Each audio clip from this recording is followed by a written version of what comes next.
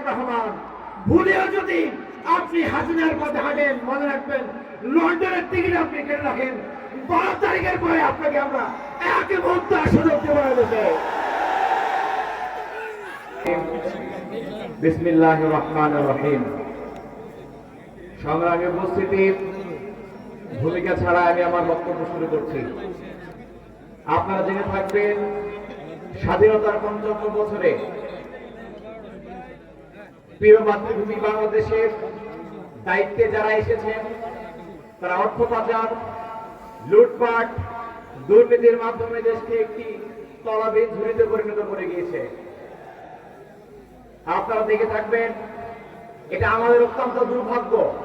47 থেকে 71, 71 থেকে 2024 এই দীর্ঘ সময়ে এত জীবন, এত রক্তদানের পরেও আমরা কোন একটি অভ্যুত্থানকে বিপ্লবের রূপায়ণ করতে পারি নাই। আমরা আমাদের প্রিয় স্বদেশকে তৈরি করতে পারি নাই। এদেশের উন্নতি এবং অগ্রগতির পথে প্রধান বাধা হলো ভারতীয় আধিপত্যবাদ। আপনারা দেখে থাকবেন, আধিপত্যবাদ ভারত বর্তমানে বিপুল অর্থের বিনিময়ে নতুন একটি দলকে এদেশে দালাল হিসেবে নিয়োগ প্রদান করেছে। আপনারা দেখে থাকবেন, ভারতের বিভিন্ন গণমাধ্যমে পত্রিকাতে নিউজ প্রকাশিত হয়েছে, তারেক রহমান ভারতের কাছে কিছু শর্ত মেনে নিয়ে তারা মুসলিকা দিয়ে এদেশে প্রবেশ করেছেন জনাব তারেক রহমান। কিন্তু দেখে থাকবেন, বিএনপির পক্ষ থেকে অথবা তারেক রহমানের পক্ষ থেকে এই অভিযোগের বিষয়ে কোনো প্রতিবাদ জানানো হয় নাই। তাহলে এটাই প্রমাণ করে আওয়ামী লীগের পরিবর্তে ভারত বাংলাদেশের বিএনপিকে তাদের দালাল হিসেবে নিয়োগ প্রদান করেছে। সংগ্রামী উপস্থিতি, বলতে চাই, যে ভারত হায়দ্রাবাদ এবং সিকিমের মতো করে বাংলাদেশ দখল করতে চায়, যে ভারত 57 জন সেনাপতিকে হত্যা করে, যে ভারত সীমান্তে পাখির মতো আমাদেরকে গুলি করে মারে, যে ভারত নবীদের উত্তরসূরি আলেম ওলামাদেরকে ফাঁসিতে ঝুলিয়ে মারে, যে ভারত আমাদেরকে পানি না দিয়ে শুকিয়ে মারে, বন্যার সময় পানি ছেড়ে ডুবিয়ে মারে, যে ভারত বিগত 15 বছরে ভোটাধিকার হরণ করে হাসিনার ফ্যাসিবাদ কায়েমে সহযোগিতা করে, সে ভারত কখনো আমাদের বন্ধু হতে পারে না।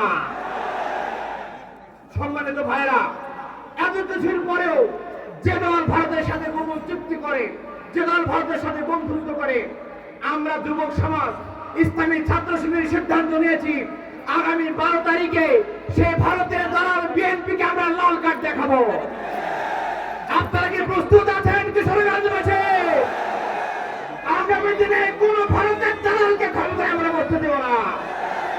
সংগ্রামী উপস্থিতি, তারা শুধু গোপন চুক্তি করে নাই, বিগত 17 মাসে তারা 231 জন মানুষকে দেশে তারা খুন করেছে।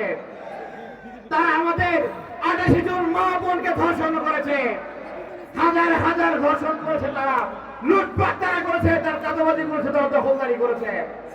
আমরা বলতে চাই, আপনারা একদিকে ভুয়া ফ্যামিলি কার্ডের গল্প বলবেন, কৃষক কার্ডের গল্প বলবেন, বেকার ভাতার গল্প বলবেন, অন্যদিকে আপনারা আমার মায়ের হিজাব ধরে টান দিবেন, নেকাতকে আপনারা বেশ্যাবৃত্তির সাথে তুলনা করবেন, গর্ভবতী নারী পেড়ে লাথি মারবেন, গাজীপুরে নারীকে ছুরি মেরে আপনারা হত্যা করবেন, শেরপুরে আপনারা দাওয়াতের কর্মীকে আপনারা খুন করবেন, চট্টগ্রামে আপনারা 7ম শ্রেণীর ছাত্রীকে ধর্ষণ করবেন, আর আমাদেরকে ভুয়া ফ্যামিলি কার্ডের গল্প শোনাবেন।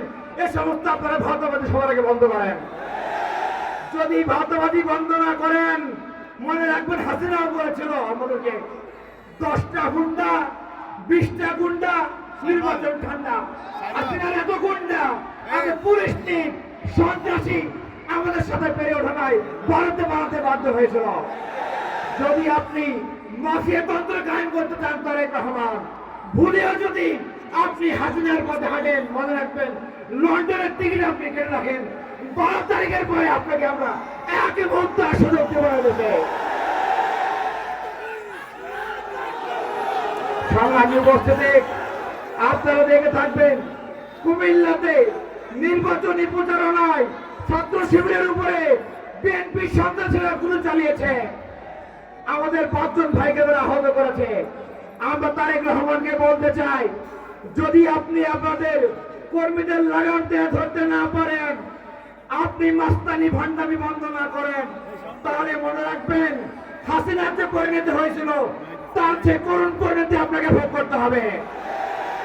সংগ্রামী উপস্থিতি, আমি শেষ করতে চাই, জেলায় জেলায় গিয়ে আপনারা আমির জামাত সম্পর্কে মিথ্যা বক্তব্য দিয়ে মিথ্যা জনগণের মনোযোগ তৈরি করার চেষ্টা করবেন না। আমরা রাজনীতি বুঝি, আমরা পলিটিক্স বুঝি। তারেক রহমান আপনি বলেছেন আপনি অঙ্ক ভালো বোঝেন না, কিন্তু এদেশের যুবকরা খুব ভালো অঙ্ক বোঝে। অঙ্ক ভালো বুঝে হাসিনাকে তার দাদাভাই দিল্লিতে পাঠিয়ে দিয়েছে। কাজে আগামী দিনে যদি আপনি সংশোধন না হন, সুপথে ফিরে না আসেন, তাহলে আপনার জন্য, আপনার বিএনপির জন্য এক তরুণ সমাজ ঢাল হয়ে দাঁড়িয়ে 12 তারিখে লাল কার্ড দেখিয়ে প্রমাণ করবে এদেশে কোনো চাঁদাবাদের জায়গা আগামীতে হবে না। সম্মানিত উপস্থিতি, আমরা শহীদ পরিবারকে কথা দিয়েছি, শহীদের কবর সে আমরা শপথ নিয়েছি, আগামী দিনে আমরা সম্প্রীতির বাংলাদেশ, বৈষম্যহীন বাংলাদেশ করা ছাড়া আমরা ঘরে ফিরবো না। এই সুযোগ বারবার আসবে না। কাজে আগামী 12 তারিখে যে সুযোগ তৈরি হয়েছে, এই সুযোগকে কাজে লাগাতে হলে ঐক্যবদ্ধভাবে আমাদের কাজ করতে হবে। আর তারা আমাদেরকে হুমকি ধামকি দেয়, 14 তারিখের পর নাকি তারা আমাদেরকে দেখিয়ে নিবে। আমরা বলতে চাই 14 তারিখের প্রয়োজন হবে না, 12 তারিখের নির্বাচনেই জনগণ আপনাদেরকে দেখিয়ে দিবে জনগণ কাদের পক্ষে রয়েছে। যদি কোনো মাস্তানি করে 12 তারিখে ভোট কেন্দ্রে জনগণের আমানত খেয়ানত করতে, ভোট কেন্দ্রে দখল করতে আসে, আমি অনুরোধ করব পাশে রয়েছে বড় বড় হাওড় এবং বিল, প্রত্যেক মাস্তানকে ধরে ইচ্ছা মতো পানিতে চুপাবেন। যতক্ষণ পারেন চুপাবে, নতুন শিক্ষা দেবেন, যতক্ষণ না পর্যন্ত তার মাঠ থেকে মাস্তানি ঝাল না মিটে।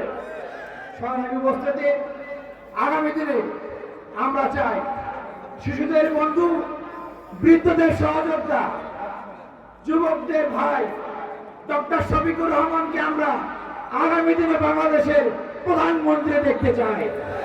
আল্লাহ রাব্বুল আলামিন আমাদের সেই দোয়া কবুল করুক। বাংলাদেশ জিন্দাবাদ, ইসলামী ছাত্র শিবির জিন্দাবাদ। আল্লাহ হাফেজ।